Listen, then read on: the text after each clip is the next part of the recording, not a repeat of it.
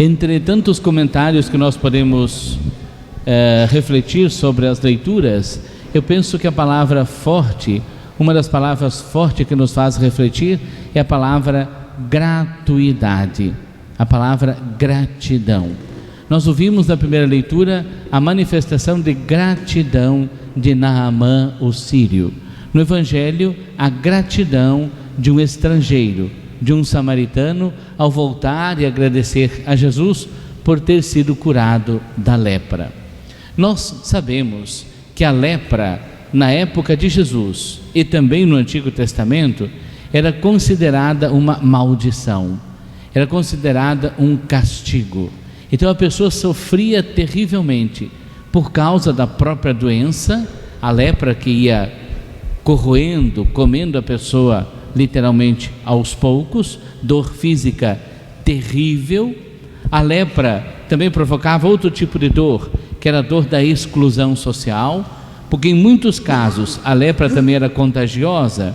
Então, para proteger a comunidade, se pedia que os leprosos ficassem afastados da comunidade. Então tinha a dor da doença, a dor física, a dor da exclusão social, e outra dor não menos terrível, a dor de pensar que Deus também o estava abandonando, ou estava castigando, porque estava sofrendo devido a um erro, a um pecado que ele havia cometido ou os seus ancestrais. Então era muito difícil a vida para quem padecia de doenças, especialmente a lepra. Eram considerados não abençoados, portanto amaldiçoados, impuros, não podiam nem se aproximar de outras pessoas, inclusive de seus amigos e familiares. No Antigo Testamento, então, a primeira leitura de hoje nos mostra que uma dessas pessoas foi curada, e o nome dela era Naamã, um sírio. Não é do povo de Israel, é um estrangeiro, e era uma pessoa de destaque na comunidade. Nós ouvimos na primeira leitura dizer o quanto ele ficou agradecido com isso, porque ele ficou plenamente curado por ter obedecido à orientação do homem de Deus. O homem de Deus de que nos fala a primeira leitura, no versículo 14, era Eliseu. Naamã, o sírio, desceu e mergulhou 7 vezes no Jordão, conforme o homem de Deus tinha mandado. O homem de Deus é então Eliseu. Eliseu, que foi companheiro e foi seguidor de Elias. Elias, um grande profeta. Elias viveu mais ou menos 1000 anos antes de Jesus, mas até mesmo na época de Jesus ele era lembrado, estava muito presente na memória do povo. Nós lembramos uma passagem bíblica onde Jesus pergunta aos seus discípulos: quem dizem os homens que eu sou? E eles imediatamente dizem: alguns dizem que és Elias. Quando Jesus estava na cruz, recitando um salmo, falando do abandono, Eli, Eli, lama sabachthani, muita gente começa a dizer: vejam, ele está chamando Elias. Quando Jesus vai no alto de um monte bonito chamado Tabor, e vai acontecer ali a sua transfiguração, aparece ao lado de Jesus Moisés e Elias. Então, mesmo 1000 anos após a morte de Elias, a sua lembrança, a sua vida é muito lembrada, está muito presente no coração e na memória do povo. Elias foi o maior dos profetas do Antigo Testamento. Então, Elias, quando vai para o céu, quando termina sua missão na terra, deixa Eliseu para dar continuidade à missão. E Eliseu, então, é esse de que nos fala a primeira leitura, se refere a ele como o homem de Deus. Naamã, o sírio, estava com esse problema muito sério da lepra, e vem até Eliseu, e Eliseu diz para ele: vai no rio Jordão, mergulha 7 vezes.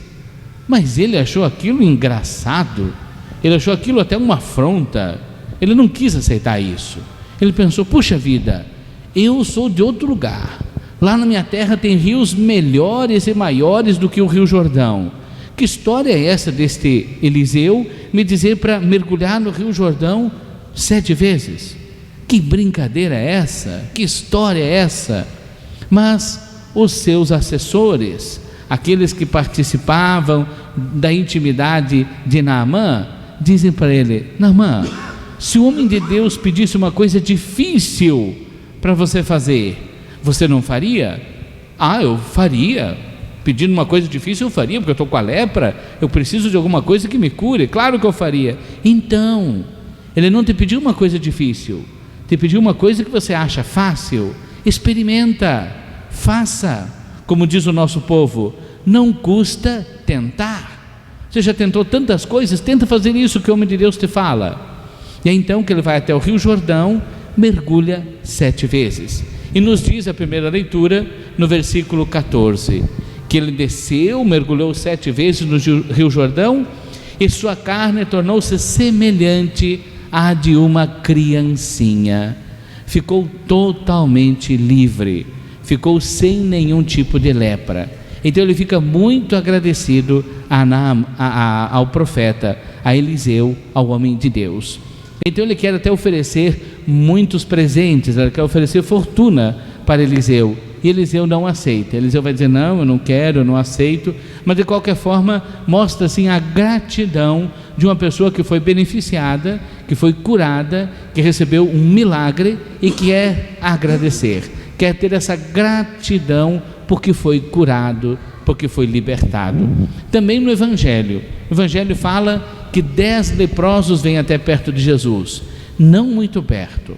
O Evangelho diz que eles pararam à distância e gritaram. Então não estava muito perto para ter que gritar para Jesus. Pararam à distância e gritaram. E nós entendemos por quê. Porque o leproso era considerado impuro, não podia nem chegar perto, não podia nem tocar em ninguém, porque ele sendo impuro, se tocasse em alguém, esse alguém iria se tornar também impuro. Por isso eles nem chegam perto de Jesus, mas como diz São Lucas, à distância de Jesus gritaram: Jesus, mestre, tem compaixão de nós. E Jesus então lhes dá a orientação: vão e apresentem-se aos sacerdotes. O sacerdote era aquela pessoa encarregada na comunidade de dizer: você agora está curado, você está bem, você não é mais impuro, você pode pertencer ao nosso grupo. O sacerdote é aquele que fazia a integração da pessoa, é aquele que recebia em nome da comunidade e dizia: você pode estar conosco, você não precisa mais ficar retirado, você não é mais impuro, mas agora você pode ser um dos nossos e ter a convivência conosco. Então por isso eles vão seguindo a orientação de Jesus para apresentar-se aos sacerdotes. No caminho, de São Lucas, os 10 ficaram curados. Um, percebendo a sua cura, volta correndo para agradecer. Diz aqui que ele volta glorificando a Deus, atirou-se aos pés de Jesus e com o rosto por terra lhe agradeceu. Jesus faz um questionamento: não eram 10 os curados? Onde estão os outros 9? Mas depois Jesus diz para ele: levanta e vai, tua fé te salvou. Este que voltou ficou curado. E os outros 9 também ficaram curados, porque Jesus não é revanchista, porque Jesus não é vingativo, porque Jesus não pensou: esse é o danado, vocês não voltaram para me agradecer, pois então vão voltar e ficar com a lepra de novo. Não, talvez alguns de nós pudéssemos agir assim. Jesus não, eles foram curados e a cura aconteceu e Jesus não retirou isso. Mas fica o questionamento: onde estão os outros 9? Só tinha um para voltar para agradecer? Nós às vezes somos como os 10 na hora de pedir, às vezes somos como este um que voltou para agradecer.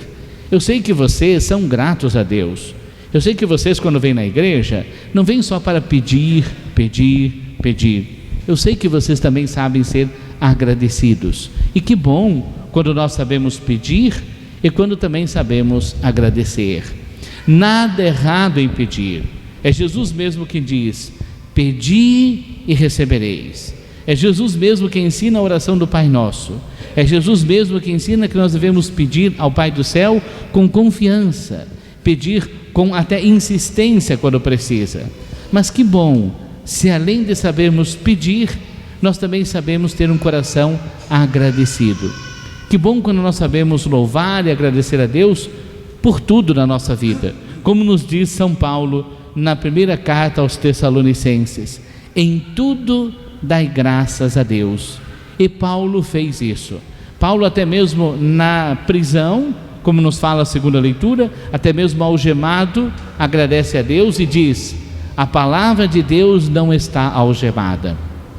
Que bom que eu e você temos também um coração agradecido. Que Deus nos dê sempre o dom da gratuidade, porque é tão bom quando a gente encontra pessoas que sabem agradecer, isto humanamente falando. Eu e você conhecemos pessoas que sabem pedir, exigir, resmungar, criticar, pedir, exigir, resmungar, criticar.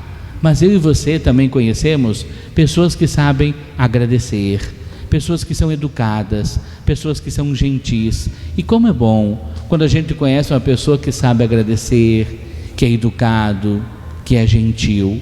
Eu lembro, quando falo em gratidão, de Frei Anselmo, porque nós às vezes temos tantas e tantas coisas que nós devemos agradecer, que na verdade, se nós queremos ser honestos, nós temos muito mais coisas para agradecer do que para pedir. Então eu lembro de Frei Anselmo, num livro que ele escreveu há muitos anos, chamado 50 anos de luz nas trevas, um livro fininho, muito legal, muito bonito. Ele conta várias histórias, especialmente com crianças. E aí uma das histórias que ele conta é de uma criança que chega até ele e diz: Frei Anselmo, se o senhor pudesse de novo enxergar, porque ele não enxerga nada há mais de 50 anos, se o senhor pudesse de novo enxergar por mais 15 minutos, o que o senhor gostaria de ver? Resposta de Frei Anselmo: se Deus me desse a graça, por algum milagre, de poder enxergar novamente por 15 minutos, eu queria ver o rosto da minha mãe, o rosto de uma criança sorrindo, uma flor e uma noite estrelada.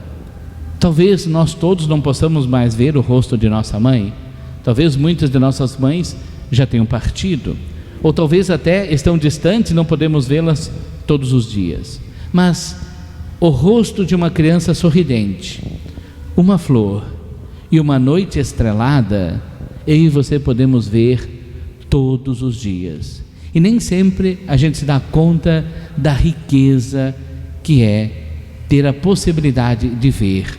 Assim também a riqueza que é a vida que cada um de nós tem. Então termino agradecendo a vossa atenção e lembrando mais uma vez: nós temos tanto para agradecer e tão pouco para pedir. Que o Senhor nos dê sempre um coração cheio de gratidão. Creio em Deus, Pai Todo-Poderoso,